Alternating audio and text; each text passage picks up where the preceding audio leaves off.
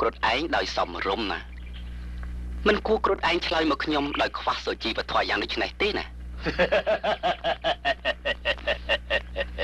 អាក្រុតវារស់នៅក្នុងព្រៃ15ឆ្នាំហើយវាមិនដែលស្គាល់សុជីវធម៌យ៉ាងម៉េចទេ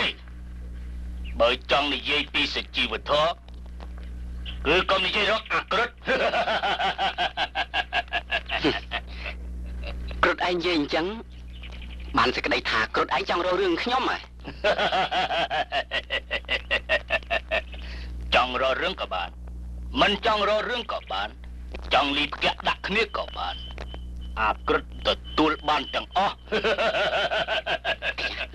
ចាំមើលលេខនេះមកចាំមើលពីណាឆ្ងាយអាក្រិតនោះហៅលេងជឿនអើយចាំឆ្ងាយកាប់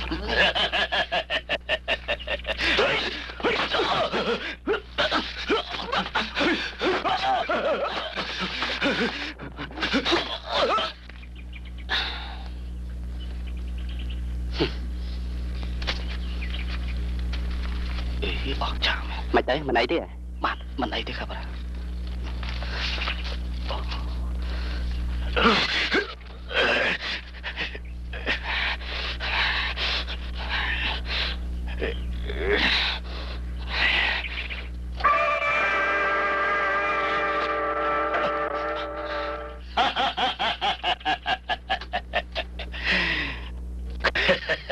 ក្រលបើកាប់រាល់ខ្ញុំសូមបលាយនឹងលោកបន្តិចហើយណាបានមានអី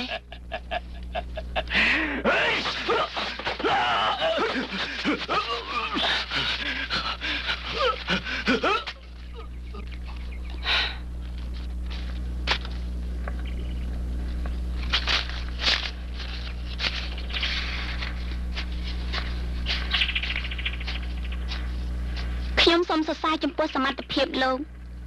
ចេះដល់ផងហ៎បាទចេះបន្តិចបន្តួចគ្រាន់ការពារខ្លួនទេណានាងមិនមែនតិចទេគឺច្រើនណាស់លោកសុំទោសលោកប៉ាមានប្រសាសន៍ថាឲ្យអញ្ជើញលោកជូនគាត់ទៅមើលព្រៃឈើបានមួយថ្ងៃចាបាទអញ្ជើញលោក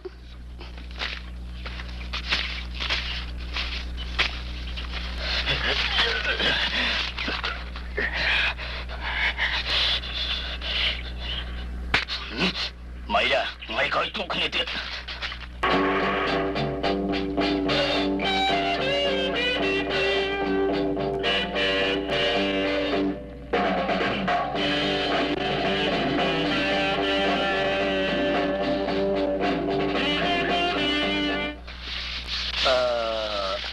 ដើមឈើអស់ទាំងនេះល្អ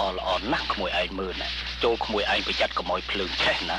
ហើយអាសាមកមើលពួកកម្មករកុំឲ្យវាកាប់ព្រៃឈើព្រៃផ្ដាស់ឲ្យសោះណាបាទខ្ញុំបាទបានដាក់បំរាមពេញព្រៃនឹងទាំងអស់ហើយទៀតល្អណាស់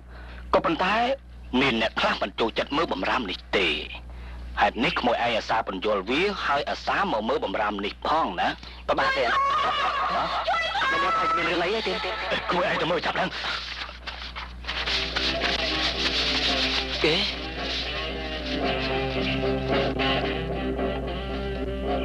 អ្នកនាងគុនធាអ្នកនាងគុនធា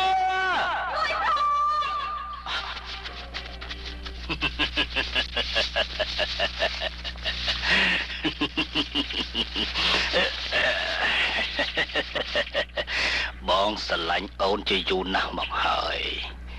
សូមអូនអត់ទោសឲ្យបងផងបងប្រើមធ្យោបាយក្តៅបន្តិចហើយអូនបើពុំនោះទេ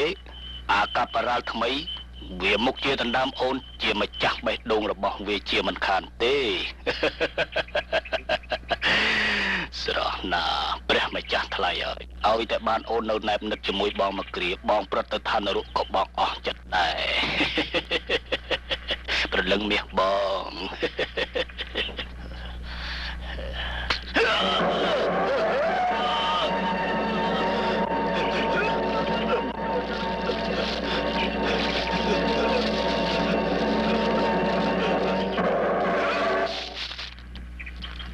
ស្លាប់ទៅ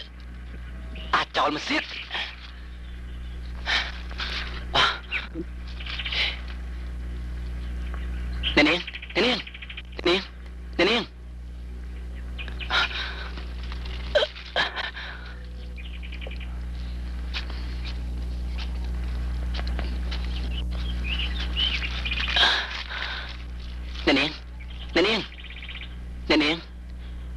នាង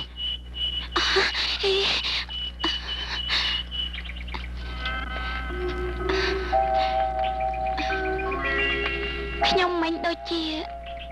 បាទម្បាញ់មិញអ្នកនាងត្រូវឆ្កែចចកវាឡំពាត់ចុយឡើយតាណាហើយបាទវាទៅកំសាន្តឯស្រុកខ្មោចបាត់ទៅហើយចុះលោកប៉ាអញ្ជើញតាណាហើយអូអ្នកនាងសូមជើញទៅតាមខ្ញុំជាបញ្ញាប់មក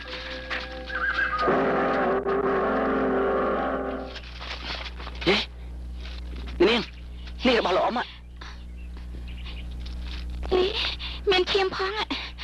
បែបមិនស្រួលទេអ្នកនាងចាំក្នុងកន្លែងហ្នឹង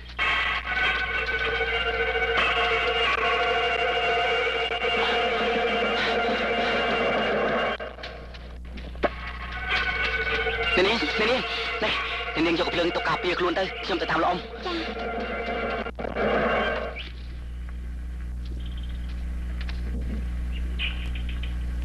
លោកអ៊ំអើយលោកអ៊ំ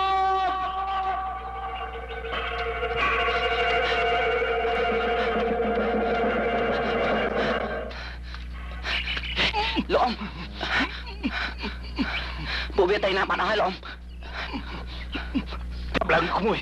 ពួកវានៅចិត្តនេះទេមិនទៅគន្ធាកូនពូបាទមិនអីទេលោកអ៊ំម៉េចឯងមិនក្រាន់បើទៀតលើកដៃឡើងលើទីបំផុតឯងរត់មិនរួចពីចង្គមព្រៃគប់នេះទេឯងដឹងទេ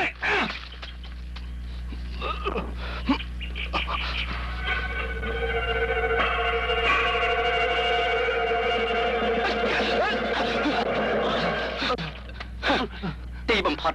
ឯងក៏រត់មិនរួចពីកណ្ដាប់ដៃអញដែរពួកឯងអីក៏តាមឆ្លៀនពៀនគេខ្លាំងម៉េចអូយលោកចៅអើយខ្ញុំរៀងហើយលោក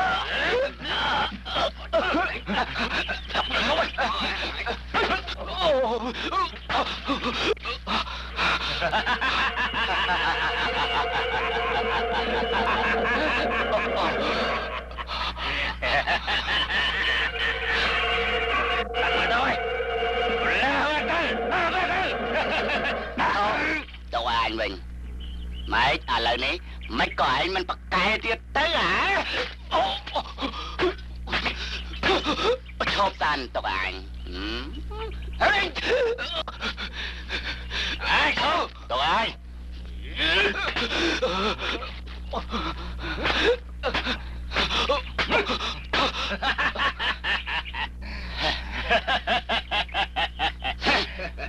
មិនក៏ឯងមិនខ្វាន់បើទៀតទៅ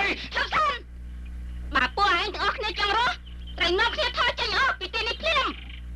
បើពុំនោះទេអញបិញឯងបិញសន្ទះក្បាលឡើយណាថយចេញលោកប៉ាអើកូនពួកឯងចាំអីទៀតមិនក៏មិនទៅ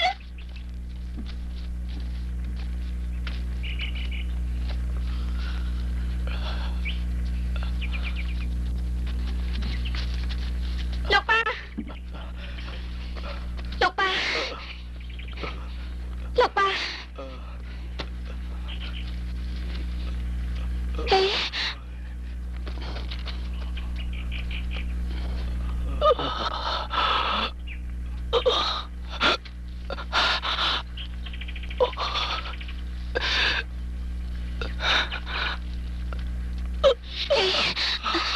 ោកប៉ាលោកកុំត្រូវរបួសធ្ងន់ណាបើអញ្ចឹងនាំយកទៅពេទ្យភ្លាមទៅកូនឆាប់ឡើងទៅ